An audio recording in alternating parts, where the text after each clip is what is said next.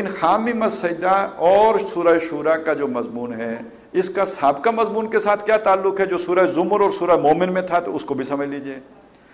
سورہ زمر اور سورہ مومن میں جو بتایا گیا وہ کیا ہے کہ آپ نے اللہ کی عبادت کرنی ہے اور اللہ سے مانگنا ہے، لیکن اس کی ایک شرط ہے کہ اپنی اطاعت کو اس کے لیے خالص رکھنا ہے۔ اب آپ ایک معاشرے کا حصہ ہیں، ایک سماج ہے آپ کے گرد، اس سماج میں آپ بندھے ہوئے ہیں۔ اگر اس سماج کا مجموعی رخ اللہ سے بغاوت پر ہے کی طرف ہے، آپ اکیلے کی کوئی حیثیت نہیں کہ انفرادی سطح پر بھی آپ اپنی اطاعت کو اللہ کے لیے خالص کر سکیں۔ جہازی جو ہے وہ کولمبو جا رہا ہے تو آپ دہلی کیسے چلے جائیں گے جتنی آپ کی مرضی خواہش ہو؟ سماج کا مجموعی رخ ہی غلط طرف ہے۔ معاشرے میں جن بندنوں میں آپ بندھے ہوئے ہیں ان سے آپ اپنے آپ کو آزاد تو نہیں کروا سکتے۔ آپ کے ملک کا ایک سیاسی نظام ہے، آپ کے ملک کا ایک معاشی نظام ہے، آپ کے ملک کا ایک سماجی نظام ہے، آپ ان نظاموں کے تحت زندگی بسر کر رہے ہیں، اور اگر یہ نظام ہی اللہ سے بغاوت پر مبنی ہوں تو آپ کی زندگی کا یہ گوشہ وہ ہے کہ جس میں لازماً اللہ کی بغاوت ہوگی۔ اب مثلا ایک چیز کو لے لیجئے، سود کتنا بری طرح حرام ہے، آپ نے پڑھا نا کہ یہ اللہ سے اعلان جنگ ہے، جو یہ کھائے گا تو وہ ایسے اٹھے گا جیسے شیطان نے کسی کو چھو کر مخبوط الحواس کر دیا ہو۔ حدیث بھی میں نے آپ کو سنائی تھی کہ کتنا بڑا جرم ہے کہ ماں سے بدکاری کرنے کے جو جرم کا گناہ ہے، یہ سود کے 70 حصے کیے جائیں تو ان میں سے جو سب سے چھوٹے حصہ ہوگا اس کے برابر یہ جرم بنے گا کہ آپ نے ماں سے بدکاری کی ہے۔ اتنا بڑا گناہ ہے، لیکن جس معاشرے میں ہم ہیں یہاں پہ تو کھایا جاتا ہے۔ تو کیا میں نہیں کھا رہا تو میں بچا ہوا ہوں سود سے؟ زیادہ سے زیادہ میں یہ کہہ سکتا ہوں کہ میں براہ راست نہیں کھا رہا، میں جو ہے وہ PLS اکاؤنٹ نہیں کھولا ہوا ہے، یا میں نے سود پر قرض نہیں دیا، زیادہ سے زیادہ یہ کہہ سکتا ہوں۔ باقی جب پوری معیشتی سود پر استوار ہے تو جہاں سے تنخواہیں لے رہے ہیں وہ خزانہ، اس میں وہ IMF کے مقروض، IMF جو ہے ان کو اس سے سود لے رہی ہے، دے رہے ہیں، اور پھر یہ کہ ساری معیشت ہی اس پر استوار ہے، کیسے بچیں گے؟ وہ جو اناج ہم کھا رہے ہیں، اس زمیندار نے جو دوائیاں لی ہیں وہ قرض لیا ہے سود پر، جو کپڑے پہن رہے ہیں کوئی شے سود سے نہیں بچی ہوئی، تو اب میں کیسے کہوں میری اطاعت اللہ کے لیے خالص ہو گئی ہے؟ ایسے میں کیا کیا جائے؟ ہے تو اللہ کی اطاعت تو خالص نہیں رہی تو قبول ہی نہیں ہوگی۔ مسئلہ یہاں آ کے پھنس گیا ہے۔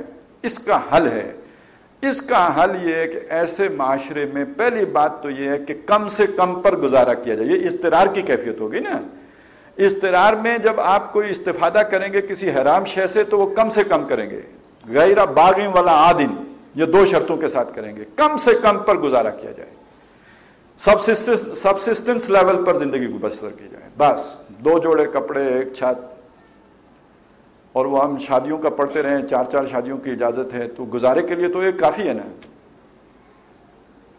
اس پر گزارا کیا جائے، اور جو ٹائم بچے، صلاحیتیں بچیں، وقت بچے، وہ صرف کیا جائے سوسائٹی کو بدلنے پر۔ اور یہ جو سوسائٹی کو بدلنے کی جدوجہد ہوگی یہ کفارہ بن جائے گی اس جرم کا جو آپ نے تھوڑا بہت اس سوسائٹی سے استفادہ کیا ہے۔ اگر سوسائٹی کا حصہ بن کے رہنا ہے تو اس کے علاوہ کوئی چارہ نہیں، یا پھر ایک صورت یہ جو حدیث میں آئی ہے کہ کسی پہاڑ پہ چڑھ جائیں اگر کوئی ہو، اس لیے کہ آج کی دنیا میں کوئی پہاڑ بھی ویسا نہیں ہے جس پر آپ آزادی سے زندگی بسر کر سکیں۔ ہر پہاڑ بھی جو ہے نقشے میں موجود ہے، کسی ملک کا حصہ ہے، کسی پٹواری کے رجسٹر میں وہ لکھا ہوا ہے،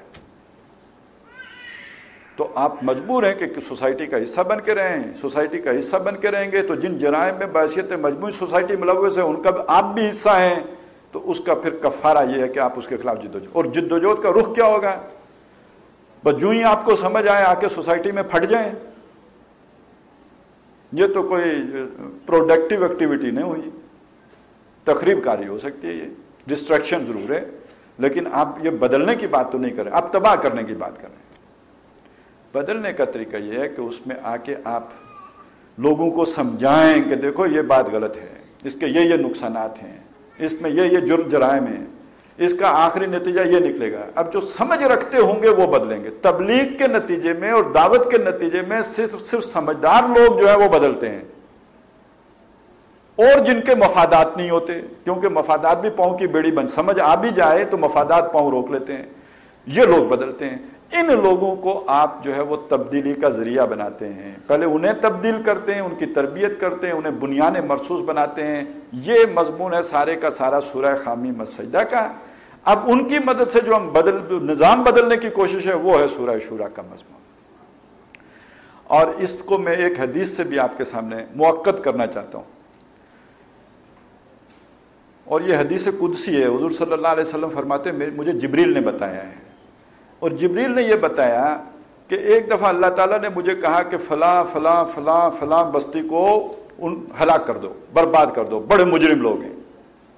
تو حضرت جبریل کہتے ہیں میں نے عرض کی یا باری تعالیٰ، ان بستیوں میں سے ایک بستی میں تیرا ایک ایسا بندہ بھی رہتا ہے جس نے کبھی جتنی دیر آنکھ جھپکنے میں لگتی ہے نا اتنی دیر بھی کبھی گناہ نہیں کیا، تیرے کسی حکم کی نافرمانی نہیں کی۔ تو حضرت جبریل نے یہ بات کیوں کہی ہوگی؟ تاکہ اس کی وجہ سے اللہ تعالیٰ باقی بستی کو بچا لے نا۔